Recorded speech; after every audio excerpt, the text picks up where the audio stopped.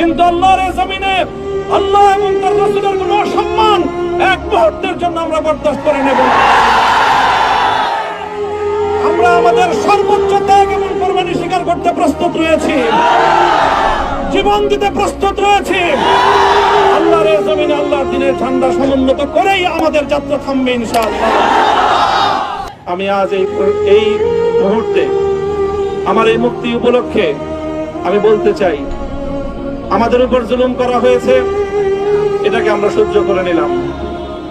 আমাদের ভাইদেরকে হত্যা করা হয়েছে, সেটাও সহ্য করে নিলাম। আমরা আমার সন্তানের লাশ কাঁধে তুলে নিয়েছি, সেটাকেও আমি হাসি মুখে বরণ করে নিলাম। আমাদেরকে অপমান এবং লাঞ্ছনার সব ধরনের ষড়যন্ত্রের সম্মুখীন হতে হয়েছে, সেটাও আমরা হাসি মুখে বরণ করে নিয়েছি।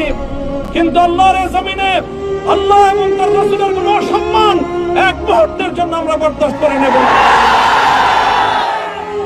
আমরা আমাদের সর্বোচ্চ ত্যাগ এবং কোরবানি স্বীকার করতে প্রস্তুত রয়েছি, জীবন দিতে প্রস্তুত রয়েছি।